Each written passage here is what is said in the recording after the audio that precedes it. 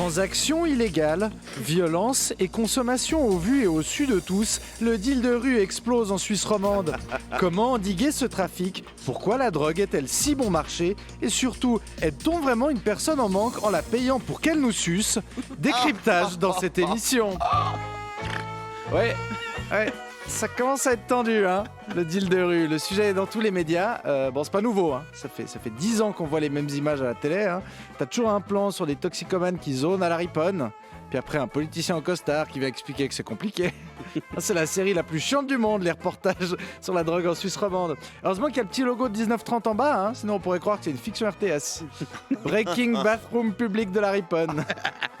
Bon, cette saison, il y a quand même eu des rebondissements. Il y a une semaine, les syndics de Lausanne, Vevey et Yverdon ont envoyé une lettre au canton en lui demandant de réagir face au deal de rue.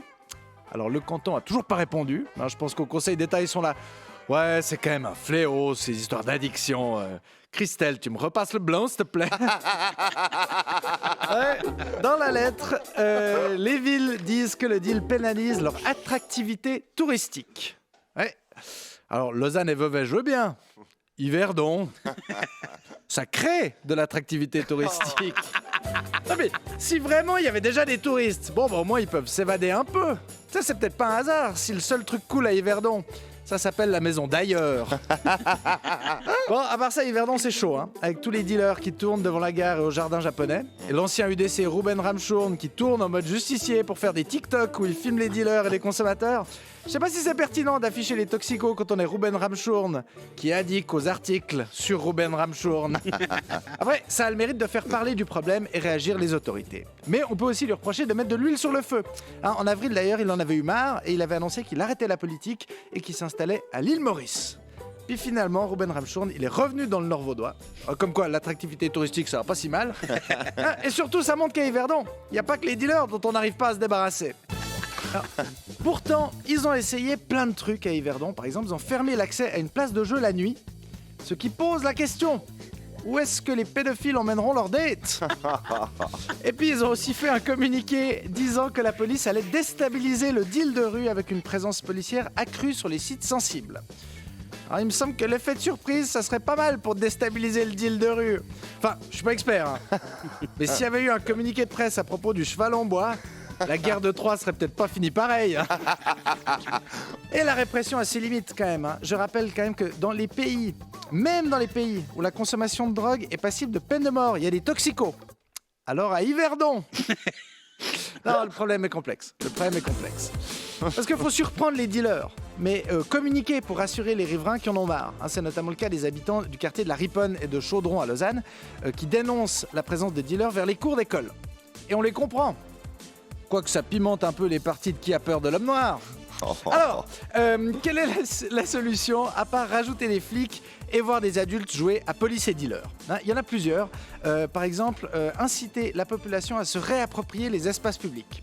Le problème, c'est qu'à Lausanne, les politiciens n'ont pas envisagé un truc. Peut-être que personne n'a envie de se réapproprier la place de la Riponne.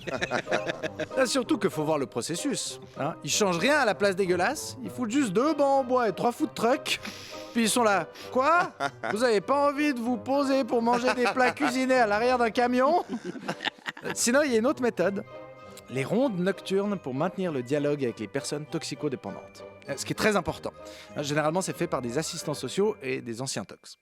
Et c'est super. Mais il faut voir quel est l'objectif après la phase de dialogue. Non, parce que je me mets à la place d'une personne toxicodépendante. T'es dehors dans le froid et il y a un ancien tox qui vient te dire « Regarde, tu peux t'en sortir !» Mais s'en sortir, ça veut dire se retrouver au même endroit glauque et à la même heure que quand t'étais tox, mais juste avec un kawaii gris marqué médiateur urbain. Ou pire, un truc infantilisant genre les lucioles du lien social. Puis en plus, sobre. La riponne, sobre, à 23h. C'est pas une vie. Il y a quand même des solutions qui ont fait leur preuve depuis des années, notamment les locaux, la consommation est encadrée, et de manière générale, toutes les structures d'accueil, comme la fameuse Marmotte à Lausanne. Alors, le truc, c'est que la consommation a changé. La cocaïne est de moins en moins chère et de plus en plus pure. Donc la Marmotte, elle emballe plus le chocolat, mais elle met le caillou de crack dans le papier d'alu.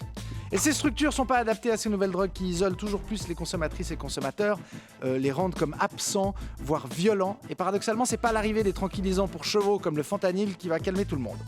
Cela étant, les professionnels des addictions sont assez clairs sur ce qu'il faut faire. Il faut écouter les consommatrices et consommateurs parce que, surprise, c'est des humains en fait. Au passage, on pourrait aussi revoir nos modes de vie qui nous poussent à consommer des doses de fonctionnalité ou des shoots d'oubli. En fait, il faudrait qu'on arrive à dépasser nos barrières idéologiques et mentales. Toutes et tous, il faut qu'on arrête de se voir comme des riverains, consommateurs, dealers, policiers ou politiciens, mais juste comme des âmes bienveillantes.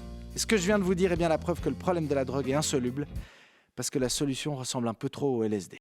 Quelle indignité. Je suis pas venue ici pour souffrir, ok? Nous sommes sur le service public. Foutu pour foutu. Ce n'est pas l'idée, voyez-vous, que je me fais du service public. C'est une honte. Benjamin Descoster.